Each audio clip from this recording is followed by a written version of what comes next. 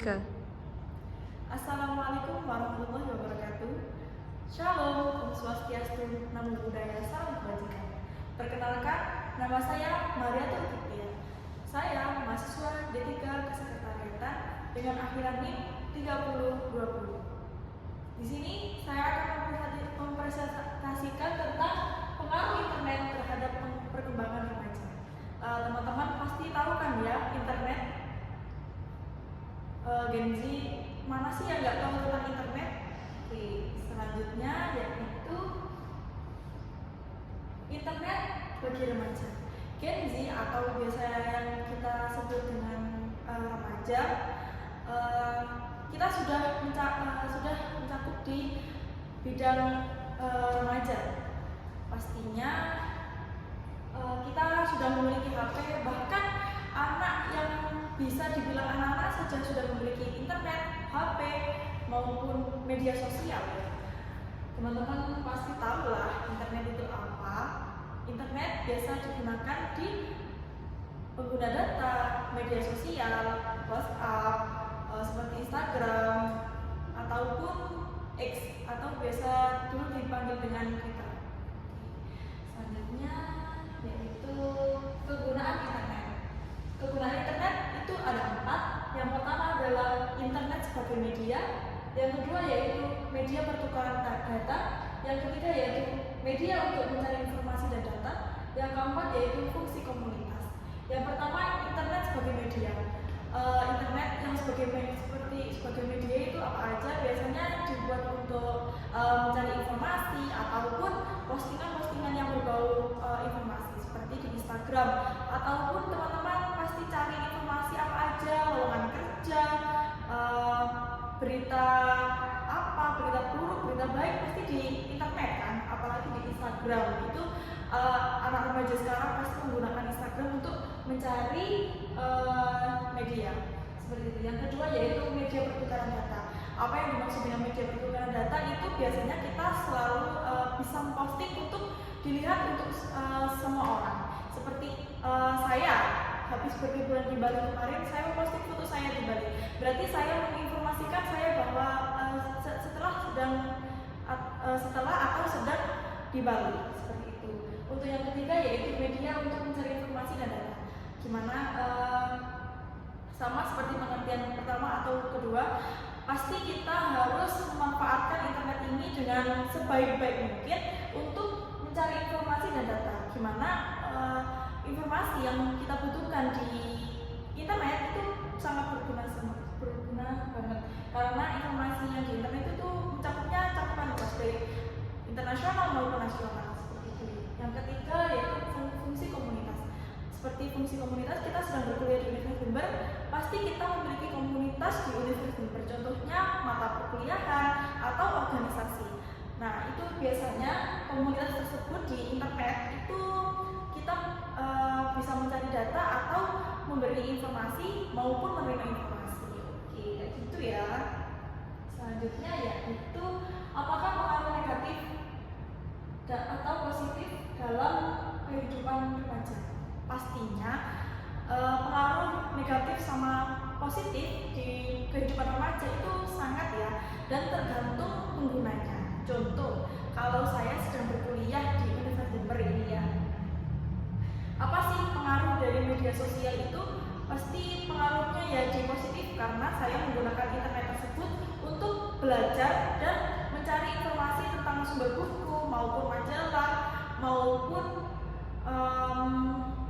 makalah kayak gitu ya, atau mencari tutor-tutor pembelajaran yang sekiranya ada di internet, seperti kayak pembelajaran di YouTube maupun Instagram maupun influencer yang bidangnya tentang memberi informasi pembelajaran kayak gitu. Terus negatifnya apa sih? Pasti ada negatifnya ya. Negatifnya itu biasanya di media sosial yang tidak ada sensornya ataupun tidak ada batasan usianya. Nah, biasanya kalau seandainya yang anak-anak itu bisa melihat postingan untuk kalangan remaja, seperti kayak anak kecil itu sudah bisa melihat Instagram yang remaja berdua atau memiliki pasangan. Nah, pasti itu pengaruhnya di negatif di anak tersebut, pastinya berdampak negatif di anak-anak tersebut. Oke, kayak gitu ya. Selanjutnya yaitu pengertian remaja. Apa sih yang kalian ketahui tentang remaja? Pasti teman-teman tahu nggak sih remaja itu apa? Nah, remaja itu kisaran di usia 15 sampai 20 tahun. Di situ kita bisa sebut 15 sampai 20 tahun itu disebut dengan remaja.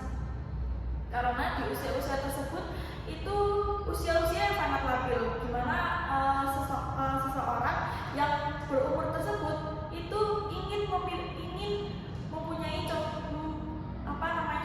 mempercobakan semua hal.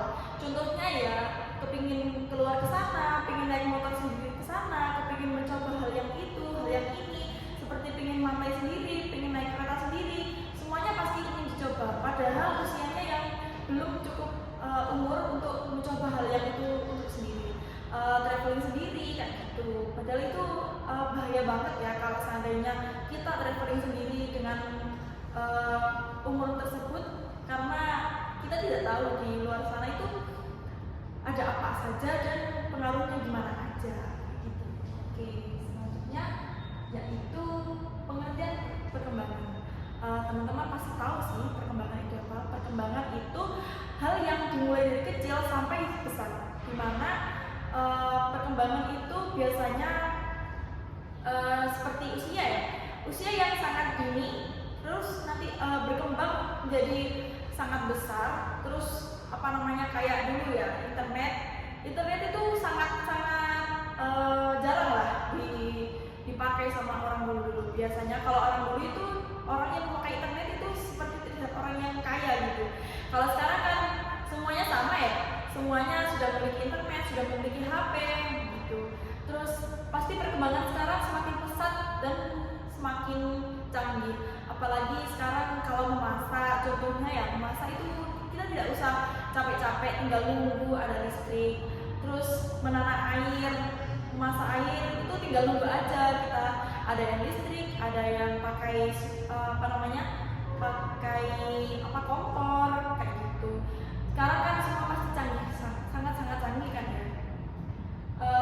Pas perkembangan sekarang kan 2024 ini sangat-sangat berpengaruh. Contohnya kayak di pabrik itu kan sudah minim banget ya untuk memperkerjakan SDM. Karena apa? Karena pabrik itu sudah memiliki alat-alat yang lebih cepat, lebih sama pembuatannya, sama lebih higienis aja daripada membutuhkan seorang manusia kayak gitu. Oke, selanjutnya yaitu pengaruh negatif internet pada perkembangan remaja. Nah, itu tadi sudah saya jelaskan pengaruh negatif internet pada perkembangan remaja. Nah, sekarang kalau seandainya anak-anak remaja atau anak-anak yang kecil sudah kecanduan HP banget, apalagi game ya sekarang, gamenya game online, game Free Fire ataupun Mobile Legends itu biasanya sudah berkembang banget di anak remaja sekarang. Jadi kalau sekarang tidak ada sosialisasi antar anak dengan anak, main bermain, malah main gadget sendiri di rumah dan tidak mau keluar, tidak ada perkembangan di luar. Nah, kayak gitu kan sangat menghambat perkembangan anak di usia dini. Itu pun juga banyak sekarang kasus-kasus tentang anak di bawah umur yang tidak mau sekolah karena ingin memakai HP terus banyak yang tidak mau berolahraga, jadinya dia tidak berkembang tinggi ataupun semua bergantung ke internet, tidak memakai pikirannya sendiri kayak gitu. Oke, selanjutnya yaitu pengaruh positif dari internet. Nah, pengaruh positifnya kita dapat belajar di internet. Contohnya kita bisa berbagi tutorial belajar di internet. Kita bisa kayak seandainya ya, saya mau belajar, saya tidak tahu apa yang dimaksud dengan dosen. Mungkin teman-teman itu bisa belajar di YouTube sebagai media pembelajaran yang lebih mengerti dan bisa diulang-ulang. Nah, itu pengaruh positif dari internet. Terus adanya informasi di internet kalau seandainya kita jauh-jauhan Pak di antar kos sama antar universitas, kita bisa mengabari teman kita. Contohnya kayak ini ada tugas, kamu mau belajar bareng nggak, kayak gitu. Nah itu bisa jadi pengaruh positif pada internet. Nah kalau seandainya kita cari mahasiswa kan, kita cari apa namanya beasiswa dari internasional, kan sekarang banyak sekali ya mahasiswa siswa di Indonesia yang pergi ke luar negeri untuk belajar. Nah itu biasanya mendapatkan informasi melalui internet dari Instagram maupun web kayak gitu. Oke, sudah itu saja yang dapat saya sampaikan. Mohon maaf bila berkenan. Wassalamualaikum warahmatullahi wabarakatuh.